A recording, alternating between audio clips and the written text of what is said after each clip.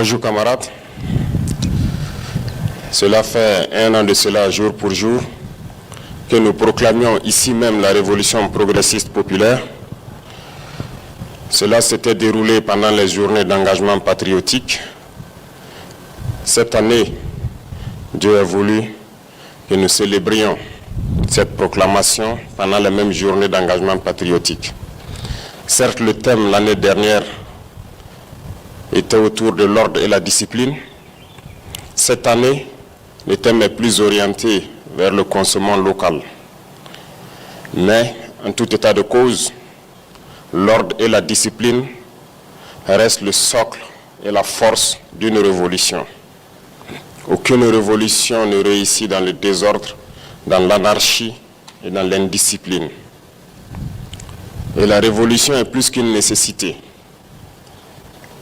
C'est une nécessité impérieuse pour nous. Aucune nation, surtout les moins développées en Afrique, ne peut prétendre se mettre sur le chemin du développement si ce n'est que par la révolution. Voilà pourquoi je dis que la révolution est une nécessité impérieuse pour nous. Et d'aucuns se poseront la question, qu'est-ce que c'est que la révolution? Surtout notre révolution progressiste populaire. Certes, depuis plus d'1 an de cela, beaucoup de personnes ont fait des efforts pour enseigner l'idéologie, pour véhiculer l'idéologie, mais nous avons décidé de produire un manifeste qui sera disponible dans les jours à venir, dans lequel donc sont inscrites les grandes lignes de notre révolution en ce qui concerne plusieurs domaines sociaux de notre patrie. Mais au-delà de tout cela, le révolutionnaire est quelqu'un qui doit avoir plusieurs qualités. Ce n'est pas l'homme parfait, mais il doit avoir plusieurs qualités. Tellement de qualités que je vais m'appesantir sur 3 grandes qualités qu'un révolutionnaire doit avoir. Le révolutionnaire est celui qui a l'amour de sa patrie et l'amour des peuples épris de paix et de justice. Et pour avoir l'amour de sa patrie, vous devriez aimer tous ceux qui vivent avec vous. Du moment que vous n'êtes pas isolé dans une forêt ou dans un désert, tout seul, sans être humain à côté, vous devriez, dans vos comportements, dans votre langage, par vos actes, de prêcher l'amour autour de vous, autour de votre communauté et surtout avec vos compatriotes. Et par-delà tout, vous devrez aimer tous les peuples du monde épris de paix et de justice. Et qui parle d'amour donc autour de soi, cultive forcément la solidarité, l'entraide et la paix. Ce sont des valeurs qu'un révolutionnaire donc doit incarner. Ensuite, un révolutionnaire doit chercher la connaissance. Un ignorant ne peut pas être révolutionnaire. Quelqu'un qui stagne, qui est borné, ne peut pas être révolutionnaire. Le révolutionnaire cherche la connaissance, parce que c'est par la connaissance qu'on révolutionne nos vies. Le révolutionnaire doit chercher à connaître l'histoire, connaître ses racines, connaître ses aïeux, ses ancêtres, d'où est-ce qu'ils viennent, quelle a été l'interaction entre ses aïeux et le reste du monde. Le révolutionnaire doit analyser froidement le présent, les actes et les comportements de tous les peuples du monde, des dirigeants du monde. Bien analyser le présent et comprendre comment il doit se comporter dans le futur. Voilà pourquoi je dis souvent, le révolutionnaire est celui-là qui cherche à connaître l'histoire, qui croise les données de l'histoire avec le présent pour pouvoir se projeter dans le futur. Tant que vous n'avez pas cette capacité de chercher la connaissance de votre identité, de vos sources, de vos racines, d'analyser froidement le présent, sans émotion, vous ne pourrez pas vous projeter dans le futur, parce que vous ne comprendrez jamais le monde. Et le révolutionnaire, c'est celui-là qui cherche tout type de connaissances. À travers ce que nous faisons tous les jours, ce que nous mangeons, nous devrions chercher à avoir la connaissance scientifique pour reproduire ce que les autres peut-être ont déjà cherché et trouvé, ou chercher à créer pour pouvoir donc participer à la vie de notre nation, pour pouvoir faciliter la vie de nos citoyens et de nos concitoyens.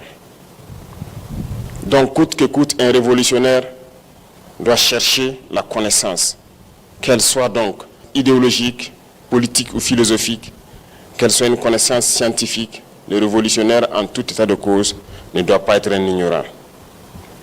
Si vous êtes un vendeur de lunettes ou que vous portez des lunettes, en tant que révolutionnaire, vous devriez donc réfléchir à fabriquer ces lunettes ici. Si vous portez des souliers importés, en tant que révolutionnaire, vous devrez trouver les cordonniers et tous ceux qui vendent ces souliers pour qu'on puisse créer ici. Si vous êtes révolutionnaire et que vous portez une arme, vous devriez coûte que coûte chercher à fabriquer l'arme ici. C'est ça l'esprit de révolutionner. Et enfin, je dirais, parmi ces qualités, que le révolutionnaire est cette personne-là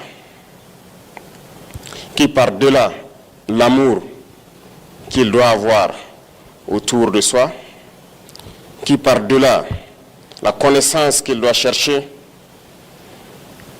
le révolutionnaire est celui qui reste ferme face au peuple ou aux dirigeants qui cherchent à l'opprimer. Le révolutionnaire s'oppose fermement à l'oppresseur. Il s'oppose fermement à celui qui cherche à dominer. Il s'oppose à l'impérialisme. Le révolutionnaire s'oppose à celui qui n'aime pas sa patrie. Le révolutionnaire ne peut pas aimer un traître. C'est une réalité. Et le révolutionnaire combat ces impérialistes et ces traîtres à travers d'abord et surtout la force des idées, la force des arguments. Et comment avoir la force des idées et des arguments? C'est à travers la connaissance qu'il cherche et qu'il acquiert, avant de passer à toute autre forme de combat. Être révolutionnaire n'est pas chose aisée. Ça ne se proclame pas. C'est autour de vous, par vos comportements et vos actes, qu'on pourra vous définir révolutionnaire. Un révolutionnaire ne reste pas sur des sujets superflus, sans chercher à connaître, à comprendre, avant de se prononcer. Les réactions épidermiques ne sont pas révolutionnaires.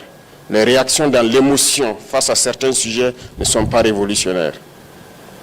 C'est un état d'esprit qui doit nous amener à sortir de notre sous-développement, changer nos vies, améliorer nos conditions de vie et participer à l'amélioration des conditions de vie de tous ceux qui vivent autour de nous, que nous prétendons aimer. Partout, nous devons chercher à faire la révolution. À l'image de nos forces combattantes, qui sont révolutionnaires. Depuis le début, nous avions été approchés par plusieurs armées pour nous aider avec des combattants dans cette lutte implacable contre le terrorisme. Mais par nos valeurs intrinsèques, nous avions dit non, nous allons combattre en burkinabé. Et de passage, je salue tous ces amis du Burkina Faso qui ont bien voulu nous aider dans cette lutte. Mais par cette capacité révolutionnaire de nos forces combattantes, nous avons décidé de nous battre en burkinabé et aujourd'hui, nous sommes en train de gagner le pari. Les forces combattantes évoluent bien sur le terrain, reconquièrent les terrains qui étaient les sanctuaires de l'ennemi. Nous les observons fuir avec leurs familles. Mais nous leur avons dit en fin d'année à ces ennemis que le message a bien changé. Fuir le Burkina Faso ou mourir. Aucune forêt ne sera une cachette. Les forêts seront des fournaises pour eux. Ceux qui s'entêteront à rester sur le sol burkinabé, à vouloir tuer des Burkinabés, ils n'auront qu'un seul sort. Nous allons les combattre. Pour les plus malins qui nous entendent encore, il est temps de déposer leurs armes et fuir le Burkina Faso. Ou à défaut, qu'ils s'attendent à croiser le fer avec nos forces armées qui vont les écraser. Nous évoluons bien Et tous les jours que Dieu fait, nous avançons. Nous sommes en train de reconquérir les terrains au fur et à mesure. Et dans plusieurs zones, nous sommes à nos frontières et nous nous sommes installés. Que tout le monde, dans l'administration, dans toutes les sphères, soit révolutionnaire comme nos forces combattantes. Dans vos manières de faire de tous les jours, vous devrez apporter des idées nouvelles qui doivent innover. Si vous continuez à faire ce que nous avons l'habitude de faire depuis des décennies, et vous vous attendez à un résultat nouveau, c'est que vous êtes fou, comme dirait quelqu'un. Changez de méthode, révolutionnez vos vies, révolutionnez vos manières de faire, proposez de nouvelles idées. C'est à cela que nous réussirons le pari de notre développement.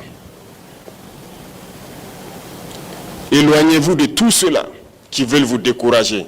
Éloignez-vous de tous ceux qui n'aiment pas cette patrie, qui ne croient pas à cette patrie. Et faites attention et méfiez-vous surtout de ces individus esclaves dans la tête. Ils sont généralement traîtres, démotivants, paresseux. Éloignez-vous de ces individus. Soyez des révolutionnaires. Soyez des révolutionnaires tous les jours et partout où vous êtes dans tout ce que vous faites.